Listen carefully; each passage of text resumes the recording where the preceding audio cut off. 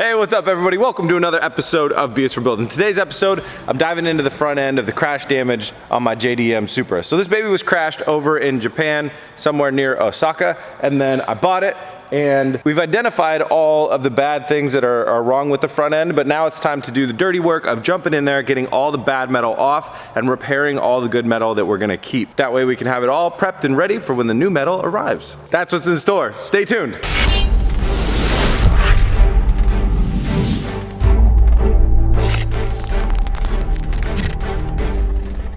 Before we get down to work, I want to take a second out to thank our sponsor. Today's episode is sponsored by SimpliSafe. Now, I've used SimpliSafe for 3 or 4 years now, and let me tell you why I think that they are the best. It's kind of, the hint is in the name, simple. It's simple to install, it's very quick setup, you don't have to run hard wires through all your walls or anything like that, but it's also very simple to live with. What I really wanted was an alarm system where I could walk into my house, press a button, know that it's armed, and kind of just have that nice peace of mind that everything's working right, and not have to like overly worry about it too much. About 4 years ago, before I had SimpliSafe, I didn't have any system, I didn't have any outdoor cameras or any monitoring stuff, and unfortunately I woke up one morning and walked out front of my house and I had 2 cars that were up on blocks in front of my house and all the wheels had been stolen. And that was a really bad experience. After that, I got SimpliSafe, and knock on wood, it's never happened again since. So let me show you some of the SimpliSafe devices that we use here around the shop. This is my keypad that I use to arm the system. So let's say I'm going away from the shop, and notice it's motion activated, put my hand in front of it, all the buttons light up. I'm gonna hit that I'm away. And this is our base station. When it's glowing, you know the alarm is active. And yes, we collected all the hats from the road trip. And from there, it's looking for things to happen. Like if our door sensor opens up, we have maybe 6 or 8 of these. Every bay door, every door in the building has one of these. We also have glass break sensors and motion sensors. And we have a ton of really good cameras, from indoor cameras to outdoor cameras that look inside the shop and outside the shop. And all that stuff can be really easily monitored on the app. So I have all the cameras with all the footage. I can check alarm system status. I can arm the alarm, and I can see like the different history, like that's when I just armed the system earlier today, and all the recorded footage. It's great. Right now you can save 20% on your SimpliSafe home security system when you sign up for an interactive monitoring plan, and you will get your first month's free. To do that, just go to simplisafe.com/B is for build. It's right here on the screen. It's also in the description. Again, it's simplisafe.com/B is for build. Go check it out. You will not regret it. Thanks to SimpliSafe for sponsoring this episode. Let's get down to it. This thing is gonna look way different when I'm done. Beginning, end. Pretty big transformation. So I'm gonna go ahead and get started on the most obvious bits just right here in the front. I'm gonna take this impact bar off and show you a complication that we have and how I fix them complications.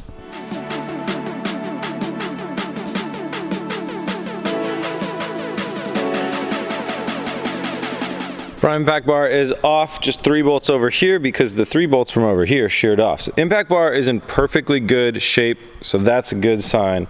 Now let's talk about what happened over here. The impact bar must have been hit over here and moved that way or something, and it sheared these bolts off. So I actually found the heads of the bolts sitting inside the impact bar, and they broke off. So you have one here, here, and here that broke off.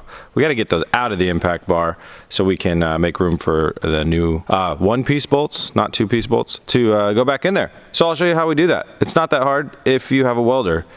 If you don't have a welder, call a friend that does have a welder. All right, got my trusty welder over here with the paintbrush on top of it. I don't know, that's some boat stuff.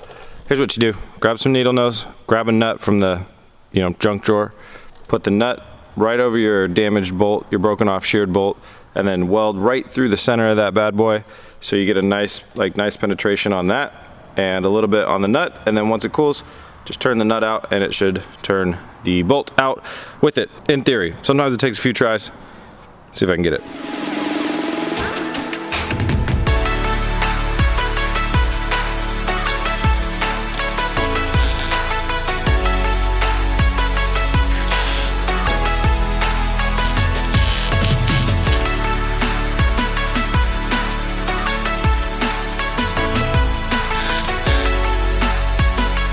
I got 3 bad bolts out of our frame rail pretty quickly. Next piece that I'm gonna go after is this piece right here.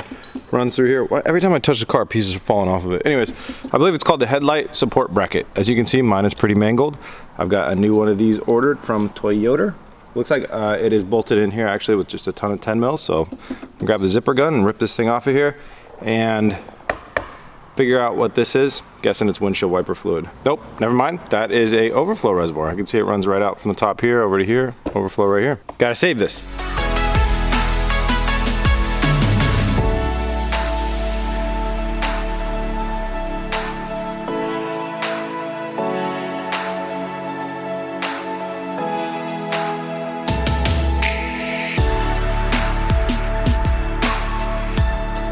Sport bracket off. This is mostly almost 100% trash, but there is a bracket right here I may need to keep.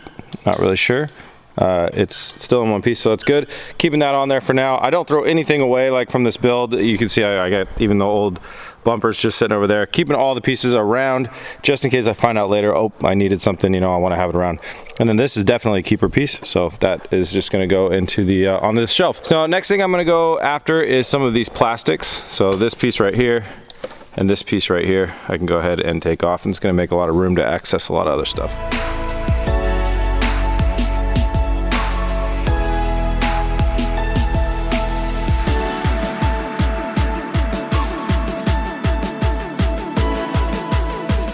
Plastics off. That probably won't go back in the car, not 100% sure. Once we add a front mount intercooler space, I know, and airflow is gonna be at a premium, so that probably won't go back in.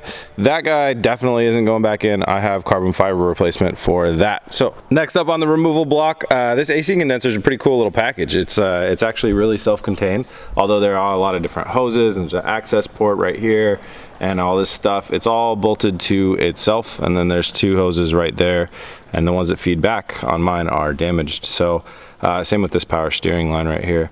It's damaged. So I'm gonna go ahead and try and get the AC condenser out of here. It looks to me like there are some bolts down there that may be helpful, and I think there's some bolts hiding right here behind this foam that are gonna be helpful as well.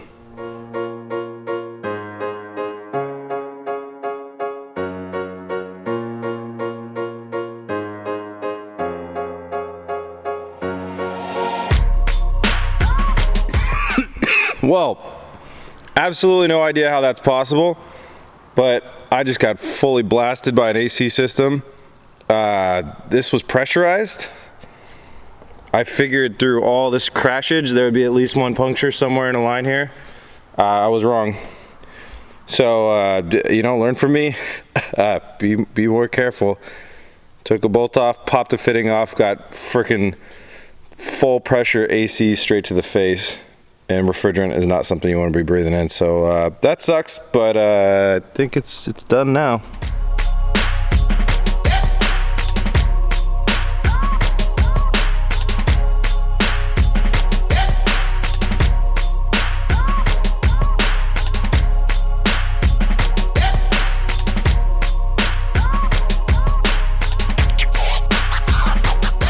I can still taste that refrigerant crap in my mouth. That's gross. I wish that didn't happen, whatever. Moving forward, all right, so I got the radiator all undone. There was no fluid in the radiator whatsoever. I hit the drain plug, nothing came out. Bottom hose, nothing came out. So don't know if that was drained before it went on the storage container to come over to America, or if the radiator got punctured in the wreck, not really sure. Anyways, it's being a little stubborn because we got a lot of dents and crinkles in this thing, and this thing is holding it back. This is just called the upper core support, and it's a part that I'm pretty sure I've sourced from somewhere. Pretty sure it's gonna show up somewhere. If not, I mean, I have to get one. So it's not a big problem to cut it out. What is a big thing is I need to make sure that I don't cut off more than I'm gonna get back. So when I get a brand new one, I gotta make sure that I didn't cut more than that off. Anyways, it is time to grab the reciprocating saw, grab the cutoff wheel, start shooting some sparks, get this upper, well, first I'm gonna unbolt everything, like the hinges for the hood and stuff like that, and then, well, not the hinges, those aren't hinges, latches, hood latches, and then I gotta cut this thing free, and that'll free my radiator to be able to come out of here too.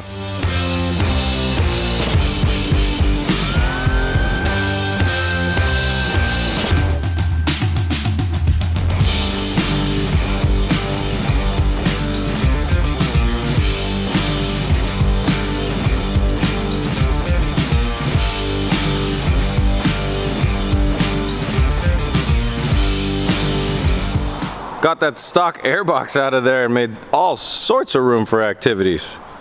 Or or front mount intercooler piping. Just a thought. So made some cuts, took all the accessories out of here, hood latches and stuff like that, and then I made some cuts. You can see that this piece actually goes all the way back to here, but just to be ultra safe, I cut it here, and then I cut it down here, and I'll have to continue working to get it off of the frame rails. Did the same thing on the other side with no problem, but it's still hanging on by these little connector pieces right here. Now those pieces are factory spot welded onto this piece, so you can see there's two little spot welds right there. There's one here and one here, and the way you deal with those is you grab your center punch the hell out of the middle of it so it makes a nice indentation, and then I use a spot weld drill bit from Harbor Freight, and you just drill around that spot weld and that'll free it up, and then when you get your new piece in there, you weld it right back in the same spot, and everything should be all happy. Big part of any factory OEM restoration, if you're taking out bent metal, is drilling out spot welds. Let's get to it.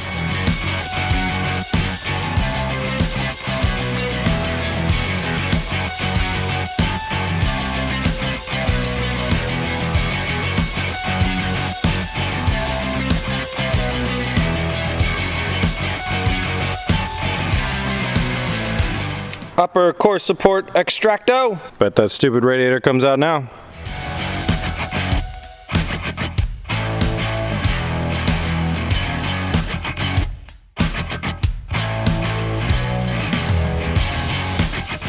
I know what those are. Hood popper?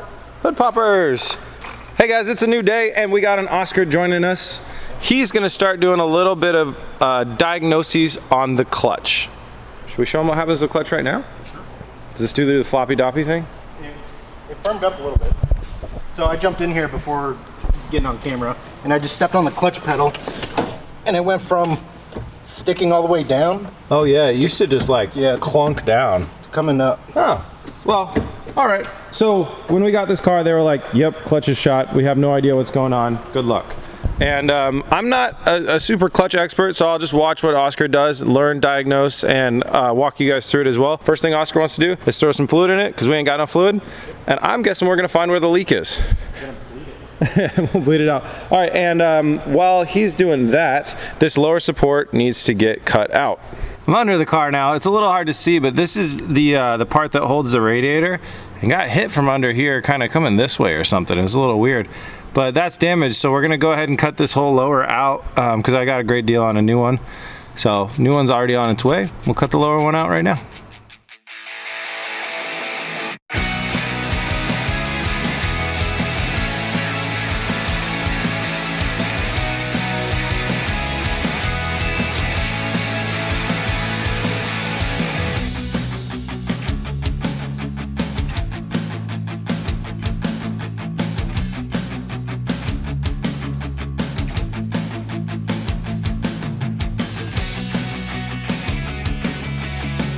I got that lower support out. There's a little bit of cleaning up to do, and notice I didn't cut the downshoots off because, again, until we have the new piece here, I do not want to cut off too much. It's better to cut off too little than too much. We're just really doing stuff in preparation. I want to get that fan and fan clutch off of that pulley there.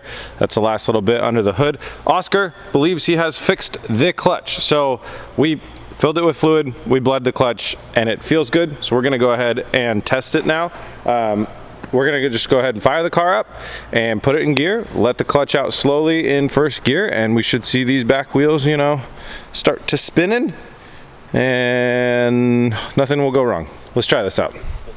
All right. Ready? Clutch test.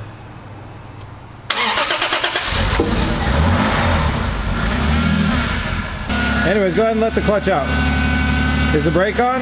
Oh, there we go. I don't know, I have all kinds of lights, but... We're driving. Second gear, still driving. All right, let's say it works. It works. Yes. All right, so I think the last job is to take this guy off. I was looking behind this fan here and I see there's like 4 nuts back here on this pulley. I'm hoping if we just take those off, maybe the face of this will just come off and not be well, let's just say Oscar and I don't have the best luck with fans and clutch fans and stuff like that. Yeah, they get difficult quick, so hopefully we won't have to spend all day doing this. Let's just crack it off.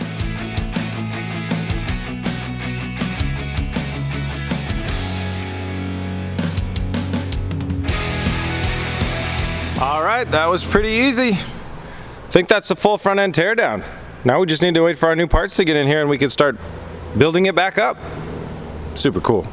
That's a wrap for today's episode. Thank you guys so much for watching. Thanks for tuning in. Remember to subscribe, follow me on Instagram, BS4Build, and I'll see you on the next one. Peace!